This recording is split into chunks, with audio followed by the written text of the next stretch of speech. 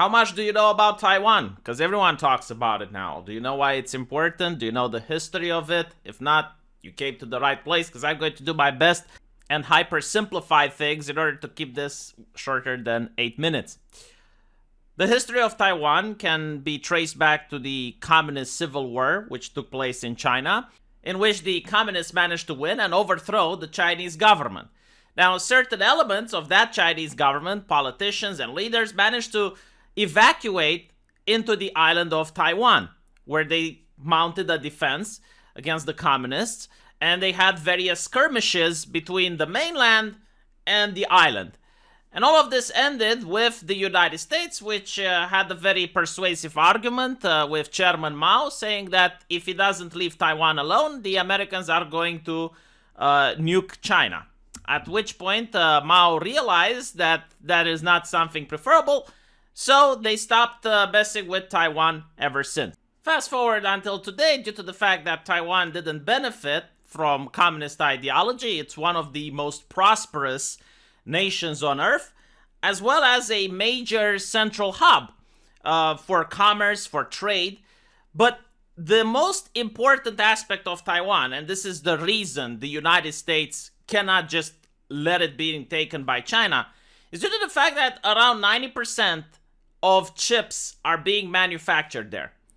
So all the cell phones, all the cars, all of the military gadgets, GPS, you name it, has a chip which is manufactured in Taiwan. In other words, imagine if World War II happened and Poland was the only nation on earth that fabricates steam engines. Like that is how strategically important Taiwan is. I mean, if the Communist Party were to have control over Taiwan, they could dictate who gets chips and who doesn't. I mean, the amount of power that they would have on the world stage would be beyond colossal. So, the question is, like, why doesn't the rest of the world manufacture chips? And the answer to this is that they're trying, but it's very difficult. You see, it's not just a trade secret for corporations how to manufacture chips. It's also the fact that chips are so small right now that in order to manufacture them, you need machines that build the machines, that build the machines, that build the machines, that build the chips. And all of them come with various trade secrets and various patents, and it's almost impossible for a country to start from scratch. The reason Taiwan does it is because they have been doing it naturally over the course of years, and it was just a natural upgrade of technology. So that is why most of the chip manufacturing is there. So that is the major economical implication. Then you have the strategical implication of it. Japan, for example, considers an invasion of Taiwan to be a threat to its national existence. So there is this book that is being released on a yearly basis called In Defense of Japan. It is a book issued by the government, and its purpose is to attract people to enroll within the Japanese military. And as you can see on the covers of the books, they're pretty innocuous until you go to last year, where the book looks like this. And it shows that Japan is not willing to fuck around when it comes to Taiwan. In fact, they said that if China were to invade, they would consider that as a threat to the existence of the Japanese state, which is the only way within their constitution that they're allowed to actually deploy their military. So only in a threat to the Japanese state can they actually deploy their military due to the constitution, which was made after World War II. And America, as an ally to Japan, would be bound internationally to intervene in such a situation. Not to mention that if Japan gets involved, you'd also have South Korea. Most likely India wouldn't stay neutral. So this is why the whole region is a powder keg. And on top of that, you also have the trade, which goes there. I mean, if China were to control Taiwan, they could set whatever tariffs they want to other people that want to trade. So it's not just strategically, but it's also economically, and it's also technological advantage and boon for who controls Taiwan. Like right now, Taiwan is pretty much independent. They're not beholden to the United States, but they're not beholden to China either. They're doing their own thing. But if China were to have Taiwan under its control, you can pretty much see the massive change in power structure that they would do at the world scale. So, besides that, you also have a lot of people being dissatisfied in China right now, despite the fact that the Chinese have a very tight grip on its populace. There are voices and people that are concerned with the way the pandemic was handled, the economy that's happening right now in China with the Evergrande and other businesses that are collapsing. So people are displeased.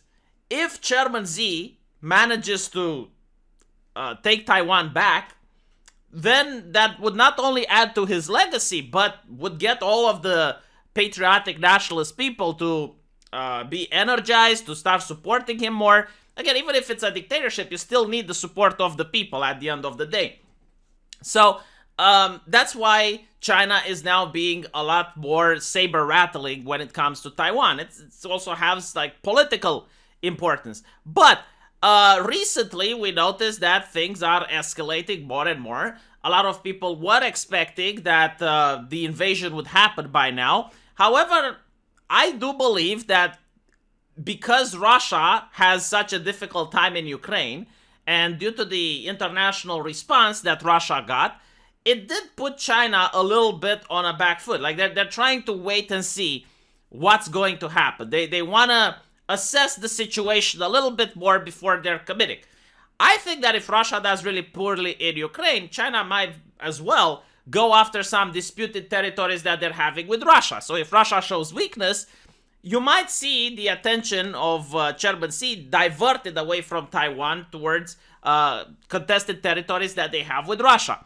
However, if Russia manages to do well and it manages to achieve its victories in Ukraine, then you might see an orientation towards Taiwan with the backing of Russia. So that's my assessment of the situation. Regardless of what happens, I don't see how a world war could be prevented if China goes into Taiwan. So why are the Chinese now more upset than usual? Because they actually stated, get ready for war. Well, there is a visit from the Speaker of the House, from Nancy Pelosi. She is going to Taiwan in order to show American solidarity. The American policy regarding the region is one of ambiguity. Like America doesn't say that they're going to defend Taiwan, but at the same time, they don't say that they won't. And you have all of these mind games with China just violating Taiwanese airspace more and more. You have the United States being told that they're not allowed to fly a single military aircraft over Taiwan because that would mean war, but the US then flies some Democrats in a bomber plane, just to go like, okay, well, what are you going to do now? And recently, with the visit of Nancy Pelosi, there have been multiple carriers deployed in the region. So this is why China is now saber-rattling as well and is saying, oh, well, get ready for war because we are not going to tolerate this.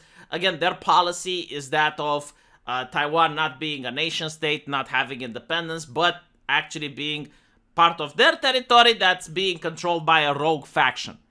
So personally, I don't think that this is it. Like, I don't think that they're going to attack or anything. It's just more saber-rattling. I do think that at least 1 year is going to be required so that they can see what Russia is doing in Ukraine before they make such a decision.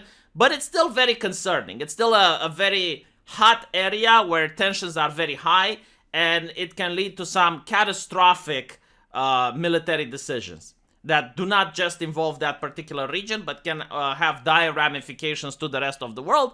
Even if the conflict would be limited only to Taiwan, you would have massive supply chain disruptions. Yet again, you would have very difficulty in acquiring anything that's electronic due to the fact that the chips won't be transported to Europe or the United States. So we're talking about military gadgets, we're talking about cell phones, we're talking about house appliances, televisions, you name it.